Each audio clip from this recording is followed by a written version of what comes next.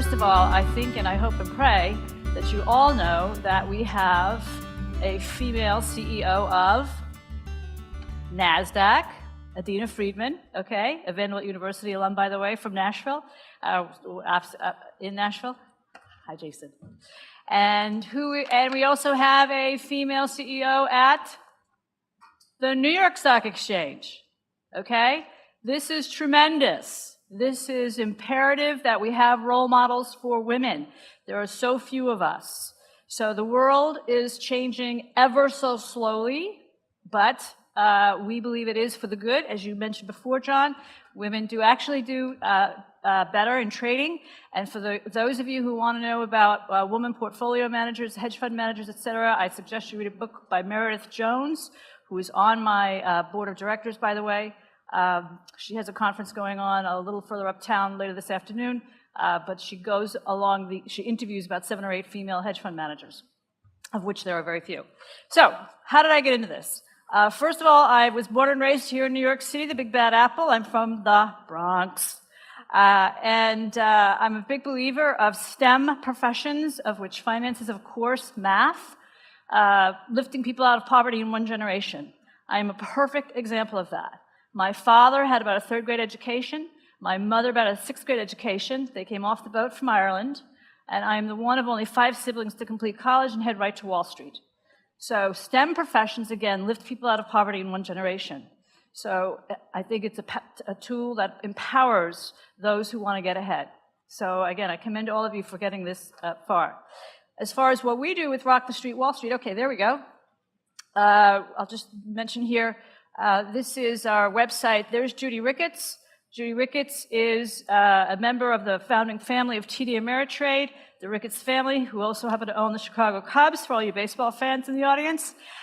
Judy is she's also on our board, big proponent of us. She sponsors our chapters, which we are now going to be in 10 different cities across the United States, including Chicago, LA, Fort Worth, and New York, of course, and some other cities, which you can see on our website. So the mission of Rock the Street, Wall Street is we are a financial literacy program designed to spark the interest of high school girls into careers of finance. And I chose high school because if you wait to encourage the girls or women to get into business in college, you've waited too long. They've already selected out. They've opted out of business. And so those of you that are in the room, you opted in. And I counted here today, there are 26 of you out of 91, which represents 28.57% of the audience. But I guarantee you, there's an effect that the men will think it's 50-50, although it's only roughly 30%. In the business classes, we only represent usually 20%. Not necessarily here in New York, because New York is the financial center of the world, as we like to say. At least here we do. So that's one of the reasons why we launched the program. So we lose girls in math in the United States at age 9, as early as age 9. This is a uniquely American problem and Western European problem. We do not have this problem in China, Russia, Eastern European countries, and Eastern Asian countries. It is a cultural phenomenon, and that's what we are aiming at in trying to change, okay? There are many reasons as to why we lose these girls at the age of 9. I'll go through just a few of those. Parents, it starts at home. Believe it or not, still today, mom and dad, if they have a boy and a girl, they're still telling the boy, study math and science. They're still telling the girl, study French and literature. Okay? It starts there, and it starts with stereotypical roles that they have that they then impose on their own children. Second reason has to do with the grade school teachers. There are roughly, if you think about it, your elementary school teachers are roughly 90% female who have little to no certification in math. So when they go to the whiteboard, smartboard, blackboard, they have what's called math anxiety. That math anxiety carries to the girls in the classroom, not the boys in the classroom. The University of Chicago has many studies on this, 12-year longitudinal studies on this. They've sliced and diced it every way. And each time they find that Anxiety transfers, as I said, to the girls in the room, but not the boys in the room. And so the girls begin to think that it is societally acceptable for them to opt out of math. How many times have you heard people say, particularly girls, I hate math. I can't do math. Have you ever heard people say, I hate English? I hate history? They don't. It's because in our society, we think that's okay. But if you ever hear that from someone, please challenge them. Judy herself was challenging her own daughter on this issue. I have had CFOs of major corporations here in New York City talk to me about their own daughters. Two, husband and wife, both math whizzes. Their middle daughter was having problems with math. They couldn't understand it. And it has a lot to do with what she was exposed to at the school itself. Okay? So you need to combat that. Secret number 2, the reason why girls are not choosing STEM professions. Number 1 has to do with the fact that they don't see women in those professions. Number 2, they don't see their girlfriends choosing those professions. It's that simple, okay? So one of the components of our program, we have 3 components. It's a year-long financial literacy program. We're not just a once done situation. We work the whole year in the high school. One of the components is that we have the girls go to the offices of the women so that they can actually see the women. Because the high school girls in popular media and popular culture, you do not see women in STEM. And they are on a constant diet of popular culture. So this is something that we have to work with, okay? Number 3, another secret, the abhorrent state of financial literacy in the United States. This is a huge issue. You may not think so because you're studying finance, from what I understand. It is abhorrent, let me assure you. 80% of the teachers self-report that they are not competent to teach financial literacy. I have many teachers in my family. I'm not being disrespectful. My husband is a former middle school director. I love teachers. I think they don't get enough respect in this particular society. We can talk about that another day. But 80% of them self-report that they are not competent to teach financial literacy. If you have that kind of a problem, that is a massive epidemic problem. You have to get somebody else to go in to teach these kids. So our program, we bring in female financial professionals into these high schools who can walk the talk, who are very comfortable with numbers, who can be a role model to these kids.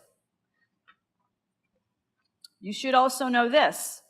With regard to, I was in the industry for 25 years. I should mention this part. I was in the industry for 25 years, worked on Wall Street, loved it, had a wonderful profession, many opportunities, and then I retired in 2009. And then I traded my own account. I still trade my own account. I have options. I love options. But after 3 years of sitting in the seat, I thought there's got to be more to life than this. Maybe I shouldn't say that at NASDAQ, but there has to be more than just this, particularly at the age that I was at. So I thought it was my turn to give back. And that's why I created Rockland Street Wall Street, by the way. I needed to give back. And so I did my master's, I went back to school and did my thesis on girls and math, as I said earlier, and why we lose them at age 9. Part of that included 24 field interviews with teachers, academicians, etc. And they said, Maura, if you're going to do this, make it relevant, make it relevant, make it relevant. Why is that important? It's important because the teachers who are teaching the classes, again, they don't know the subject matter. Very often, when we have financial literacy being taught, we have a football coach going in to teach it. The drama teacher is going in to teach it. We audited one particular class. There were over 20 errors in the presentation. So that's why I would love for our industry, which we're gaining a momentum here with our sponsors, a consortium of people to sponsor the program. As far as parents and speaking about money, you probably know this yourselves. Research shows they would rather talk to you about sex, drugs, alcohol, before they want to talk to you about money. Please don't do that with your own children, okay? Talk to your kids, when you have them, about their money, about money, I should say. And feel like you can go ahead and talk to your parents about money, too. You might want to ask them what they make, but you may want to ask them how they invest. Okay, as far as secret number 5, there is state legislation that requires some high schools to have a financial literacy class. There are only 5 states in the United States, only 5, okay? If you go back to what I said earlier, where 80% of the teachers self-report that they do not feel competent enough to teach financial literacy, you can get an idea of the state of financial literacy. Secret number 6, the financial services industry itself. One of the things that we can work on is how the industry recruits to women. I'll give you a perfect example. I was sitting at a lunch table with a gentleman who was the head of Eastern Studies at Middle Tennessee State University. He was from Nepal. His daughter went to the University of Chicago, brilliant mathematician. She was being interviewed by everyone from Wall Street, every firm. All they could tell her was how much money she was going to make. Not that there's anything wrong with that, okay? I couldn't stand here today if I disagreed with that. I'm a capitalist. But it was all they kept telling her. She's a Buddhist. Somebody should have said to her, here's how you can change the world. Here's how you can help to issue bonds. Here's how you can create an IPO for a company that's doing something good in the world, et cetera, et cetera. We need to understand, our industry needs to understand how to recruit to women that way. I do think we're hardwired to want to help people, and I do think, of course, we want to make money. There's nothing wrong with that. But we have to include the other piece of this. As a result of those interviews, she opted to stay instead at the University of Chicago and stay in academia. She said, I'm out. I can tell you about 15, 20 stories like that. We've got to learn how to recruit to women and keep them. And I can go on about that, but I won't today. Okay. Diversity inclusion budgets. I will bring this up. Okay, diversity inclusion budgets. Everybody knows we're into diversity inclusion these days? Yes? Okay, cool. Here's the issue. The budgets at these major firms are abysmal. They are abysmal. I was on a conference call with a multinational company. We were going through bringing a chapter to one of their particular cities. I mentioned the cost of the sponsorship, and she said, that's half our budget. Let me give you what the sponsorship is. To sponsor our program in a school is $25,000. That means that their budget was only $50,000 for the year. This is a multinational company. I was absolutely floored. I could not believe that that's all that they were putting onto it. So do yourselves a favor and up the volume of anything you have to say about diversity and inclusion by asking for more money. We have coached women to do this. We had a woman at a major bank, and she said, I want to put on a platform, something like this. And she said, how do I get it done? I said, number 1, ask for 6 digits for the program, at least 6 digits.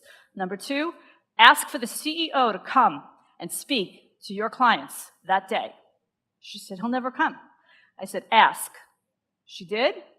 She didn't get the 6 figures. She got a lot more than she thought she was going to get. And guess what? The CEO showed up. You have to aim bigger. All the women in the audience, you have to aim bigger. Bite off more than you can chew, or you'll never get what you want. Okay, so what can you do? If you see, so you are just about to go into the field, and well, or shortly thereafter, a couple more years here. Do everybody a favor. If you see something, say something, meaning having to do with inclusion and diversity. If you see something that isn't right, say something. Don't necessarily go to HR. Go to that person first and say, hey, you know, what's going up here? What's going on here? What are you doing? Help me understand where your headset is. Why did you do that? And just ask them. You can just ask them privately. I would ask them privately. Don't get HR involved. I'm not a fan of HR, quite frankly, because of all the horror stories I've heard from a lot of women. Number 2, invite your female colleagues to lunch. Invite them to the drinks. Invite them all the time. It still goes on today where you don't invite your female colleagues to lunch. And likewise, the females should be inviting the guys. Okay? Don't leave it to just women. Invite them. I can't tell you how many deals I missed because I didn't play golf and I didn't go to lunch with the guys. Okay? Now I play golf.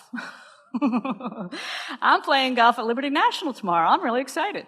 Okay? Which is right over there in Jersey City. With some Wall Street guys, of course. But I can play now. I highly recommend you take it up if you haven't taken it up already. But please invite your female colleagues. And please, likewise, ladies, invite the guys. Okay? The other thing is, ladies in the audience, please extend a hand to the other women in your office.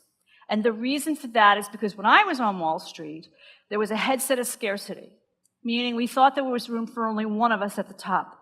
So we were hyper-competitive amongst each other.